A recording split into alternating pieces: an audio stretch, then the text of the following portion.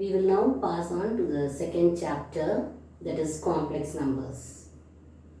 You must have studied about the number system in your lower classes. To begin with, man started using 1, 2, 3, etc. to count, and that is nothing but the natural number system. It is also called as counting numbers. So n, the set of natural numbers, is nothing but 1, 2, 3, 4, 5, 6 and so on. And later man wanted to denote nothing by something, and hence the number 0 was included along with the number system, natural number system. So 0, 1, 2, 3, etc. form the whole number system. So to start with n, 1, 2, 3, etc. and then w, the set of whole numbers which includes 0. So natural numbers was extended to a system of whole numbers. And then not just 0, 1, 2, 3, etc. Along with that, negative numbers were also included. Negative integers, minus 1, minus 2, minus 3, etc. So put together, it is 1, 2, 3, etc. up to infinity, and 0, minus 1, minus 2, etc. up to minus infinity forms the set of integers denoted by the letter Z. And in our day-to-day life, it is not just the whole numbers alone that are involved. Say for example, I want to buy half a kg of dal, or I have to purchase half a meter of cloth. Then we have fractional numbers. So the set of integers was further extended to the set of rational numbers, which includes number of the form p by q, where p and q are integers and q not equal to 0. So the set of rational numbers denoted by q was extended from the set of integers to the set of rational numbers.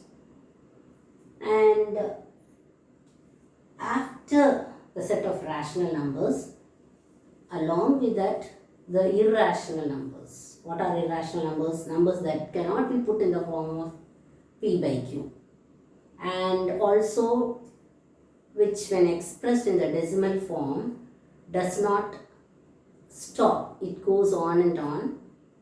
It never stops. And such numbers are irrational numbers. Say for example, your root 2, root 3, pi. What is pi? 22 by 7. When you divide 22 by 7, it is 3.14, and it goes on and on. It doesn't stop with 3.14.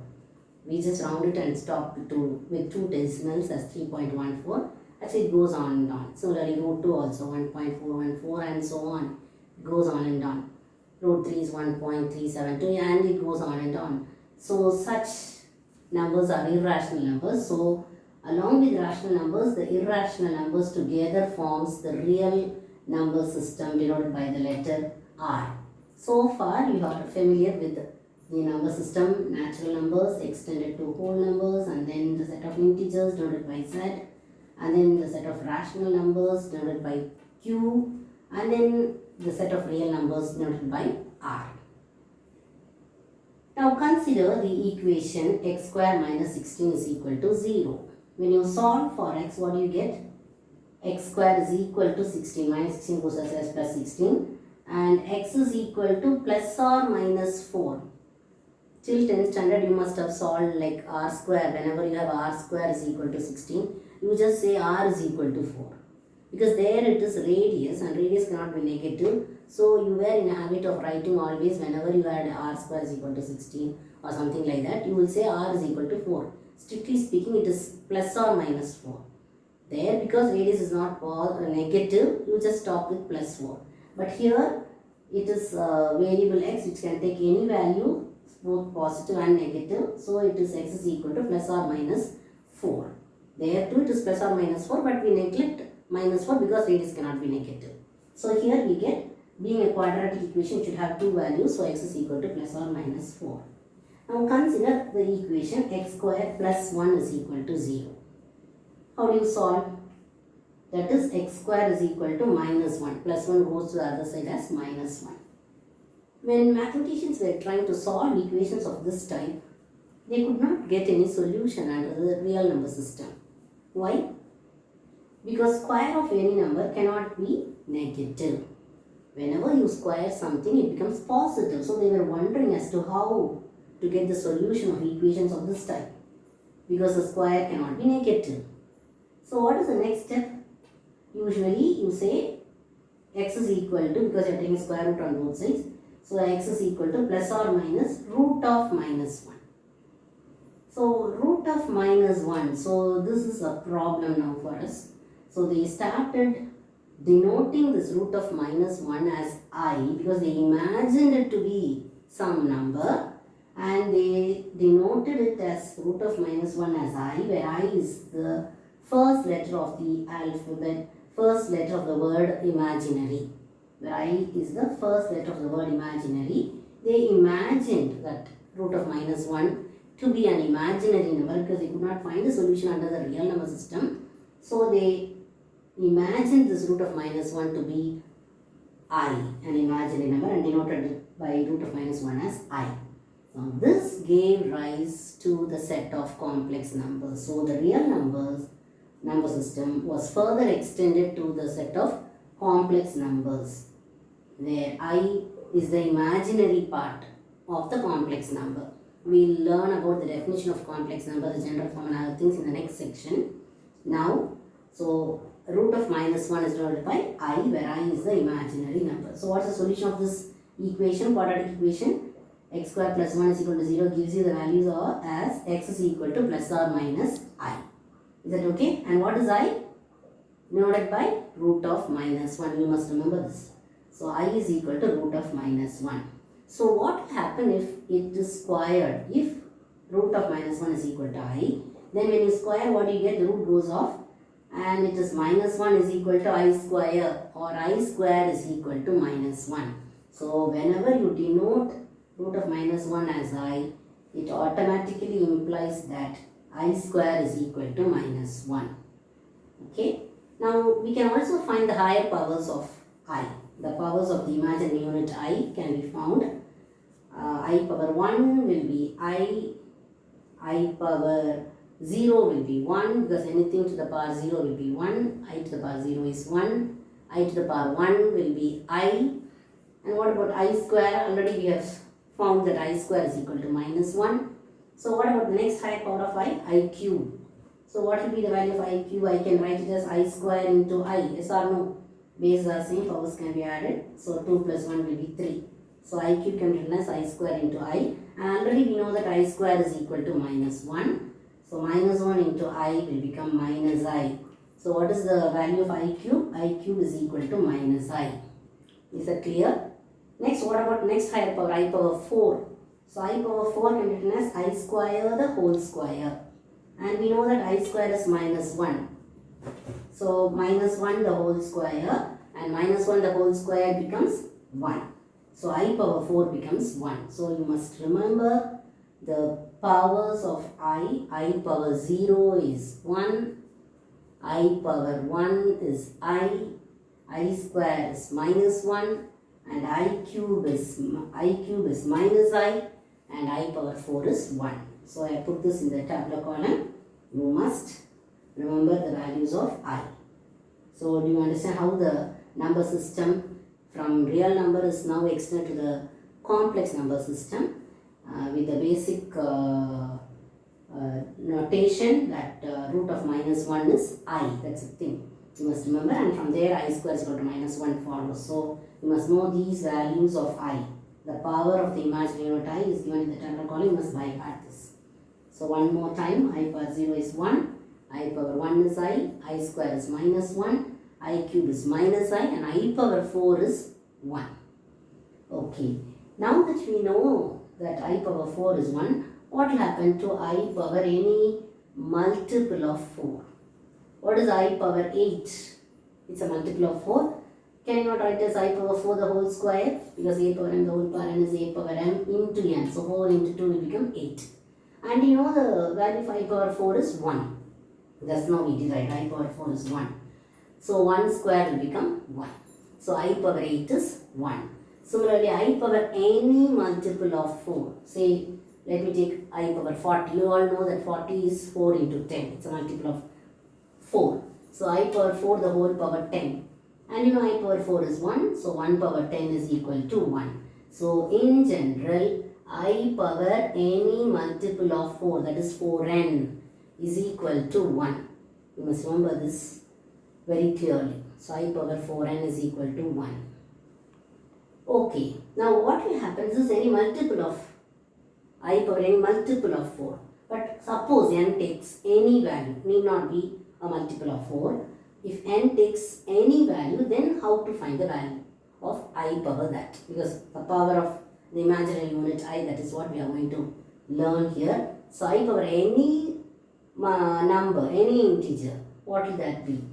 Yeah, by division algorithm, you know that n can be written as 4q plus k, and which is nothing but I power, like you have, you can write this I power 4q into I power k, because the base or same powers can be added. Actually, by division algorithm, any number can be written as 4q plus k, where the remainder k lies from 0 to 3. So k takes the value from 0, 1, 2 and 3. So I power 4k into I power k, base or same powers can be added. So that's why this is split as this. And you know that I power 4q is nothing but 1. I power any multiple of 4 is 1, just now we saw. So I power 4q can be replaced with 1, and 1 into I power k is equal to I power k. So I power any number, need not be a multiple of 4. Any integer can be expressed as I power 4k plus, you can express any number as multiple of 4 plus a remainder. That's what is the meaning here. K is the remainder actually. When you divide any number by 4, you will have that be a multiple of 4, and then left out will be a remainder. The remainder may be either 0 when it is exactly divisible by 4, or it can be 1, or it can be 2 or 3. That is what is this condition. 0 less than or equal to k less than 4. So it can go only up to 3. That's why here only strictly less than, whereas here it is equal to 0 also. So I power 4k into I power k, and it gives you as I power k. So in specific, your I power 4n will be equal to 1 when the k value is 0. Yes? When k value is 1, what will happen? I power 4q plus 1, which is nothing but I power 4n into I power 1. And I power 4n is 1. So 1 into I power 1 will be I. So I power 4n plus 1, that is when the remainder is 1. When you divide any integer, I power any integer, the power, whatever be the value of n, if the remainder is 0, the value of that I power any number will be equal to 1 and the remainder is 0. When the remainder is 1, I power any number, when you divide by 4 and the remainder is 1, then it is I. Similarly, when I power 4n plus 2, when the remainder is 2, then in the case what we have, I power 4n into I square. And I power 4n will be 1 into I square, where I square is equal to minus 1. So when the remainder is 2, the value of the I power any integer will be equal to minus 1.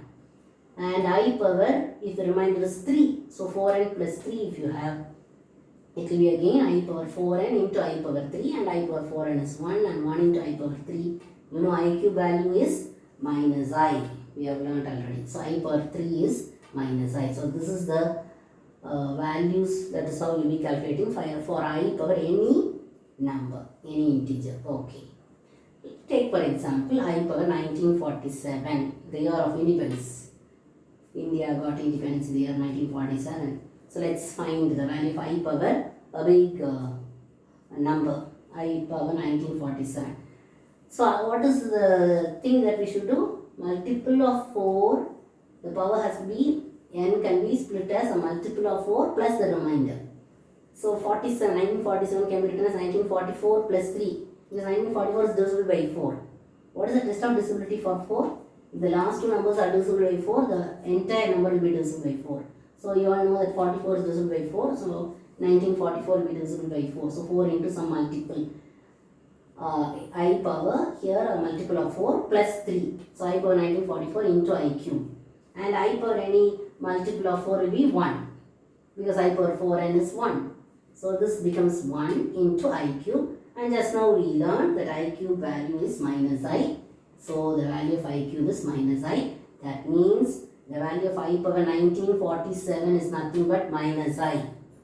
So likewise you can find the value of I power any higher number. Whatever be the value of I power anything, you can find the value by using these powers of imaginary unit I, whatever we have learned. Okay.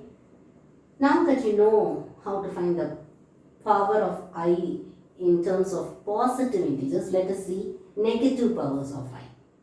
Okay. So what about I power minus 1, I power minus 2, I power minus 3, I power minus 4, we are going to see now. So I power minus 1 can be written as 1 by I. You know, A power minus m can be written as 1 by A power m. So 1 by I. So I am now going to multiply numerator and denominator by I. So numerator I, 1 into I becomes I into I denominator becomes I square. I am multiplying by both numerator and denominator by I. So numerator is I and I square value, you know, it is minus 1. I square value is minus 1. You must have by heart now. So I square is minus 1. So I by minus 1 becomes minus I. So I power minus 1 is equal to minus I. Similarly, what about negative power? I power minus 2. So again it can be brought down as I 1 by I square, I power 2. And you know, directly I square value is minus 1. So I square is minus 1. So 1 by minus 1 will become minus 1. So the value of I power minus 2 is minus 1. Next, I power minus 3, let us try to find. So it is 1 by I cube. I power minus, you can draw down as 1 by I cube. So I cube value also, you know, I cube is minus I. So 1 by minus I. Once again, multiply and divide by I, both numerator and denominator. So 1 into I is I. And denominator becomes minus I into I becomes minus I square. So I by I square is minus 1. Okay. So minus I square become minus of minus 1. Is that clear? So minus 1 become 1. So I by 1 is equal to I. So I power minus 3 is what? I. Is it okay? And next I power minus 4. So again bring that to the denominator as positive power 1 by I power 4. And we know that I power 4 is 1. So 1 by 1 is equal to 1. So for the negative powers, basically you need to know all these things. So I power minus 1 is minus I. That's what I have written in the tabular form for you to make it easy to understand and by heart. So I power minus 1 is minus I power minus 2 is minus 1, I power minus 3 is I power minus 4 is 1. Is that okay? So now you must be able to find the value of I power anything, whether it is positive or negative. And I power 0 is always 1 because anything power 0 is A power 0 is equal to 1. So this is the introduction part of the first section.